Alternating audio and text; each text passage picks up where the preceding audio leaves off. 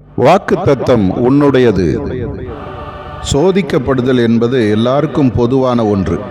ஒரு காரியத்தை செய்ய ஞானமற்ற, தவறான, தேவையற்ற ஆலோசனை அல்லது உந்துதலின் சிக்கி தவறு செய்வது சோதிக்கப்படுதல். இயேசு திருமுழுக்கு பெற்ற பின்னர் அவர் சோதிக்கப்படும்படி வனாந்தரத்துக்கு கொண்டு போகப்பட்டார். அந்த நாட்களின் முடிவில் பிசாசு அவரை சோதிக்கும்படி வந்தான். அவரை அவரது விருப்பமற்ற செயல்களை செய்ய அவரை தூண்டின போது வேத வசனங்களை சொல்லி பிசாசை ஜெயித்தார். அதே போல இன்றும் பிசாசு உன்னை கடவுளுக்கு பிரியமில்லாத காரியங்களை செய்ய தூண்டுகிறான். நீயும் அதற்கு இணங்கி தவறு செய்து விடுகிறாய். தவறு செய்த பின் வருத்தப்படுகிறாய். இந்த சூழ்நிலையில் நீ வெற்றி பெற வேண்டுமா? உன்னால் முடியாது. பவுல் கூட நான் விரும்புகிறதை செய்யாமல் நான் விரும்பாததை செய்கிறேன் என்று சொல்லுகிறார்.